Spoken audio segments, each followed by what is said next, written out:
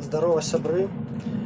Зараз 4 гадзіны 47 хвілін раніцы. Я не клаўся спаць у гэтую ноч. І зараз я знаходжуся ў цягніку да Мінска з Брэста і вырашыў літаральна з колаў у літаральным сэнсе запісаць вам зараз такі відос з уражаннямі, бо я вырашыў, пакуль я не запішу, не раскажу вам это, я спаць не буду класціся. Я зараз, каб вы разумелі кантэкст, я еду зараз з Польшчы, дзе аб'явілі карантин ва ўсіх навучальных установах, еду дадому, да Мінску. І мяне спынілі на мяжы у пункце пропуска на брэсцкім чыгуначным вакзале. Мяне спынілі, каб даглядзець. У прынцыпе, для мяне гэта не дзіўная з'ява. Прыкладна кожны 3-4 перасячэнне мяжы мяне спыняюць і даглядаюць асабістыя рэчы, там шмон і ўсё такое. І я не надта гэтаму здзіўляюся. Але тое, што адбылося сёння, гэта проста, такога яшчэ ніколі не было. Просто это быў такі трэш. Я вам зараз раскажу, вы просто офігееце з таго, што я сёння пачуў.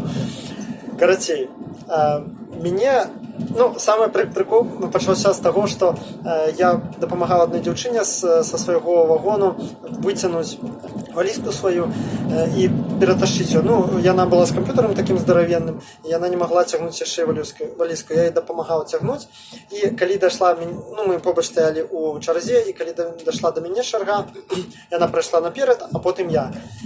Я гляджу, што аддаю свой пашпарт, паглядзелі туды-сюды, гляджу, пачынае адзваніваць. Я думаю, все, пачалося. Пачаўся гэта движ, зараз я ўжо ведаю ўсё, што далей будзе. Зараз пачнецца гэтая бегатня, яны вызовуць там пачатку старэйшай смены, потым забяруць паспарт, убегуць ім, будуць вырашаць, што рабіць і гэтак далей. А валізка-то яе ў мяне, і праз 5 хвілін яна да мяне падходзіць. А што такое? Я говорю, карацей, кажу, гэта надоўга, выбачай, трэба табе неяк аддаць валізку. Я кажу гэтай дзяўчыне, якая даглядае, говорю, валізка не мая. Дазвольце я яе дзяўчыне аддам, каб яна мяне не чакала. Нет. Я думаю, господи, вось яна попала. Яна ж зараз са мной тут завісне гадзіны на 3. А гэта, нагадаю, была гадзіна ночы. Мы ўжо у гадзіну ночы прыехалі на гэты вакзал. Правда, потым падышоў нейкі іншы чувак, мытнік, і нормально па-чалавечы падышоў, і я гэтай дзяўчыне аддаў валізку, таму што пагранцы там звездец, там, напэўна, не дазволілі. Падумаю, это он, там, экстрэміст, спрабуе сысці ад адказнасці, аддаць там свае рэчы пад видом чужих, отдать, каб нам нешта, ведаеце, як у них мозги працуюць, да? Правда, аддаў эту валізку, бог з ім. І вось самае цікавае потым. Я пытаюсь гэтай жанчыне на пункце пропуску памежніцы, кажу, што там з маім паспартам? Сейчас тоже смену решает. Проходит там 5 хвілін. Что там? Сейчас решает. И мне сумно стало. И побач со мной стоит вся эта змена пагранцоў, человек 6-7, там 6 дзяцей хлопцаў і адна дзяўчына. І я пачынаю ад нефік рабіць, пачынаю з імі такія філасофскія размовы, кажу там туда-сюда, там такое спачатку не, потом кажу, што вы зараз робіце? Нафіг, каму гэта патрэбна, скажыце. Гэтыя рэчы, якія, вось гэтыя дагляды, бегатня, это, каму ад гэтага лепш? Это бессэнсоўныя дзеянні абсалютна. Они такія, мы людзі падневольныя. Я буду перадаваць нашу размову на расійскай мове, бо я з імі па-расійску размаўляў. Мы люди подневольные, что нам говорят, то мы и делаем. Я говорю, почакайте, мусите забыть некие моральные нормы. То бок вы не можете же робить все, что вам скажут, и не иметь своего меркавання.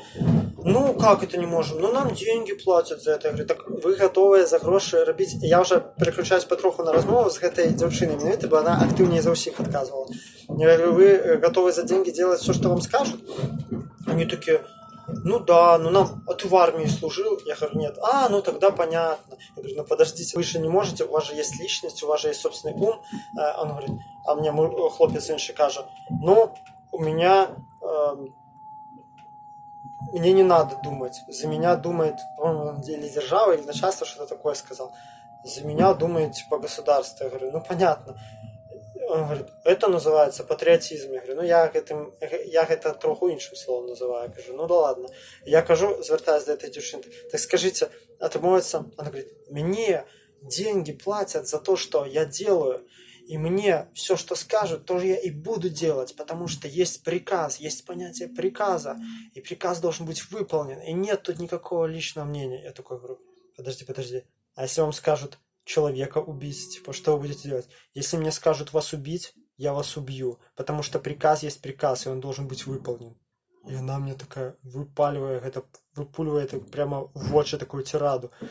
Она сказала, я готова выполнить любой приказ, который мне поставит начальство. Если мне Родина скажет вас убить, я это сделаю.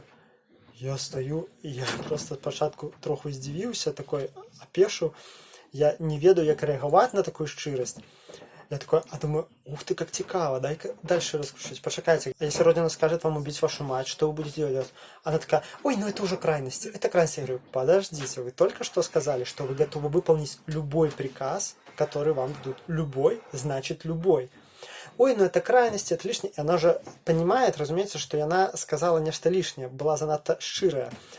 А я протягиваю припер к стенке. Я говорю, ну так подождите, вы только что сказали любой. Любой это значит любой. А как это получается, если Родина скажет? Ну, вот вас, если убить, я сделаю, а мать буду думать. Я говорю, понятно, то бок, меня вы готовы забить, а коли начальство скажет забить мать, вы будете думать еще. Я говорю, понятно, это вельми цікаво. Я говорю, вялікі вам дякую за то, что вы мне это сказали. Мне так приемно побачить у шэрагах дзяржслужбоўцаў шчырага чалавека, бо говорю, усе вы заўсёды хаваецеся пад нейкай шырмай лічынай па то, што вы прыносіце нейкую карысць, нешта добрае робіце. Насамрэч вы просто забіваеце. Ну, типа, вы готовы забивать за гроши. Говорю, да, я готова, потому что мне, как вы правильно сказали, платят за это деньги. И если мне скажут убивать, я буду это делать. Я говорю, почекайте, так чем вы тогда отрозниваетесь от людей, которые взрываются на рынках, от тех, кто убивает там какой-то ИГИЛ, там, ну, например, это такие уже были, да, обывательские приклады.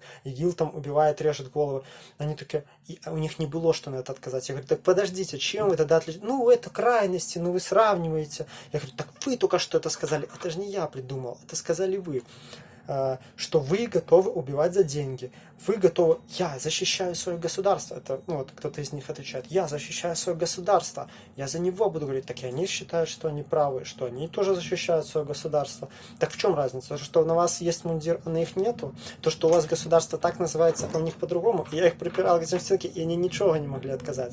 И врешті-решт один з хлопців, він уже почав такой шукать спробу выйсця, да, такое выратаваць ее, да, в этой размове, да, и такой, ну вот мы же все-таки пользу приносим, мы же какую-то вот сюда могут приехать, мы защищаем от, это она, правда нет, это ее слова были, мы защищаем от внутренних врагов и от внешних нашу страну, и хлопец задает, что мы приносим пользу. Я говорю, хорошо, я согласен, может быть вы какую-то пользу небольшую приносите, но, например, вот я говорю, писал дипломную работу по исламскому государству.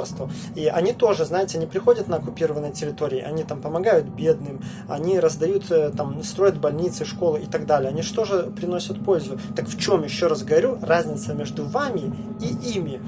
И они не смогли отказать. Но, короче, и тут меня уже покликали, мне треба было сыходить. И я к этой девчине говорю, слушайте, огромное вам спасибо. Вы сейчас продемонстрировали такую честность, которую вообще никто не мог никогда продемонстрировать. Вы все прикрываетесь тем, что вы делаете что-то хорошее. А тут прямо вот вы мне в лицо глядя сказали, что я готова делать все, что мне скажут, потому что мне за это платят деньги. И разумеете, и она не сказала это не было некий жарт, мы там были на приколе. Это была девчина, год 22-23, такая темненькие волосы, такая средней такой внешности. І яна, глядячи у твар, мне гэта казала абсолютно сур'ёзнымі вачыма. То бок гэта не было бред там нейкай курицы, да, там не асэнсаваны. Яна казала тое, што яна рэальна думае. Я вам клянуся, што я ні аднаго слова зараз не придумаў. Реально, яна мне так это сказала у твар. Я яшчэ раз, третий раз повторюся. Я готова выполнить любой приказ, который мне скажут. И если мне скажут вас убить, я вас убью. Короче, я только скажу, я, знаете, что я очень сожалею, что я не смог этот разговор записать, а потом я еще про себя подумал, что я очень сожалею, что я не узнал ее имя и фамилию, потому что я бы хотел это кадры насамрэч параіць супрацоўнікам Губазик, вот, Карпенкову, Бедункевичу, вот им как раз такие потребные, якія готовы забить человека невиновного, якія, калі им скажут забить свою мать, яны будут, ну, думать, яшчэ вагацца, забить, не забить, калі Вадзіма сказал, это ж фиг его ведае.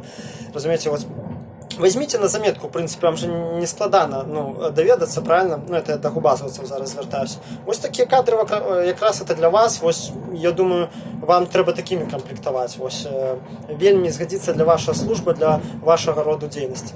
Ну, это самое цікавое, что я хотел рассказать, самый трэш, я вам клянусь, ось, ось, я еще и сказал, слушайте, если бы все так честно говорили, как вы, госслужащие, то у людей давно бы спала пелена с глаз, и они бы увидели ваше истинное лицо вашей системы. Потому что вы прикрываетесь какой-то общественной безопасностью, пользой, какими-то помощью людям, с понтом, как ваши действия, они кому-то нужны, они на пользу добра. А она мне сказала, ну, а вы, говорю, мне говорите, что прямым текстом, что вы просто готовы убивать других людей за деньги. И потому что вам так сказали, потому что у вас есть приказ, и вы не думаете. И еще у нас таки короткая размова была, я ей говорю, вот я говорю, я против этого, я считаю, что это неправильно. Она говорит, ну хорошо, вы служите добру, а вот я служу злу. Ведаеце, я просто не хотел, не верил своим ушам, да, что кто-то из них это так широко кажет. Говорит, так почему же тогда вы пытаетесь что-то изменить, бьетесь, и это, заўважце, я нічога про себя не рассказывал. Яна это интуитивно догадалась з манеры моей речи, что я некий там, ну, видать, там, диссидент, активист, не ведаю. Вы там бьетесь, что-то пытаетесь что-то изменить, и что? Получилось у вас что-нибудь или нет? Как у вас получается? Уже ничего не получается. Ну да, потому что, говорю, очень много таких, которые готовы убивать других, потому что им прикажут. Яна нічога не знайшлася на гэта адказаць.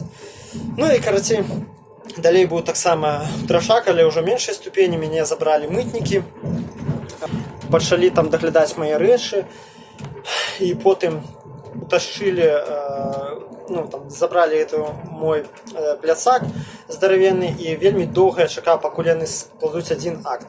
Потым, аказваецца, для того, каб зрабіць асабісты дагляд, ну, я это, в принципе, ведаў, але яшчэ не ведаў такую всю працэдуру, што ім патрэбны дазвол альбо начальніка таможні, альбо яго намесніка. А гэта было часу, каля 3 гадзін ночы, нагадаю. Адпаведна, яны паднялі, абудзілі замначальніка мытні. Ён напісаў там гэтую паперу неяк, не уяўляю сабе як, да? І, заўважце, самае прикольнае, яе не выслалі факсам, яе не сфотаграфавалі, не выслалі. Яны реально адправілі з дому этого замначальніка мытні кур'ера сюды, які прыехаў на машыне з мігалкамі. Кур'ера сюды на собственно, пропускны пункт. Адправіўся чалавек з гэтай мытні да гэтага кур'ера, забраў яго паперы, я это сам бачу сваімі вачыма. Я бачу, як мытнік, які мяне даглядаў, ён бегаў і крычаў, давайте скорее, чалавек ждет, давайте быстрее. Я до апошняга моменту думаў, што яны спектакль перада мной разыгрываюць. Ну, ведаеце, у меня такое по старой звычцы такія думкі, што все мусора ведут себя як накрытые, хитрые, изворотлivые, разыгрывают спектакли, робят провокации. А насамрэч, там все было простей. Реально, они торопились, яны хотели меня хутчэй отпустить. За мытников ничего не могу сказать кепска. Ну, в принципе, они нормально там и звертались, и все. И аднак все это было вельмі доўга. 3,5 гадзіны, пакуль яны дамовіліся з гэтым, за сваім начальнікам. Потым яны даглядзелі мае рэчы, потым яны зрабілі мне асабісты дагляд, там мяне распраналі, даглядалі цалкам. Я адмовіўся там частку папераў падпісваць, частку я падпісаў, каб забраць себе толькі копіі. Я думаю, я это все буду абскарджваць, усе іхнія дзеянні, бо гэта, конечно, трэшаніна. Я фактычна усю ноч я правёў на гэтым прапускным пункце. Ну, чакаў гэта ўсё дагляда. І толькі у 4 гадзіны з чымсьці мяне адпусцілі. Вось, развіталіся, выбачыліся за затрымку, забраўся паперы, там былі панятыя нават. А я яшчэ да апошняга думаў, што можа быць нейкі падвох, правакацыя. І калі яны паклікалі панятых, калі яны сказалі, зараз мы складзем акт, все там, і пачалі вельмі такое, ведаеце, афіцыёзна гнетаць, і я адразу згадаў выпадак з Чудзенцовым. Думаю, як бы не атрымалася зараз якой движухі нечаканай. І давай адразу прыгадваць, хто побач са мной сидзеў, хто мог што падкінуць, не падкінуць. Я, канешне, увесь гэты час, што я знаходжуся, я свой пляцак не выпускаў з поля зроку. То бок, каб яны ні ў якім разе не маглі мне нічога падкінуць. Увогуле, пасля выпадку з Чудзенцовым у мяне гэта ўжо ўвайшло ў прывычку пры перасечэнні мяжы. Аднак усё было чыста нармальна, і все, меня пасля таго, як даглядзелі, склалі ўсе гэтыя паперы, і ў 4 гадзіны з чымсьці я, пратусаваўшыся, амаль што ўсю ноч, да, там з гадзіны ночы і да 4 гадзін, сеў урэшце на цягнік, з якога гэта ўсё і записываю.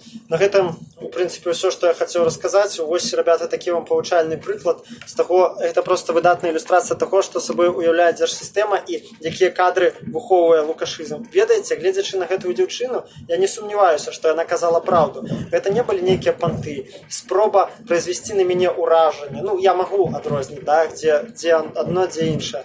Гэта не была бравада нейкая. Яна, гледзячы мне ў вочы, казала гэта абсалютна сур'ёзна, таму што мы ўжо закранули такую тэму, і я як бы задзеў іхнюю сферу каштоўнасцяў, да, сказаў, што ну як это, у вас нет уласнае меркавання, у вас што, няма нет моралі? Ой, яшчэ такі прикольны момант, і она мне кажа, я говорю, у вас что, нет, а как же моральные нормы, а если вас будут заставлять делать то, что ну, не соответствует моральным нормам?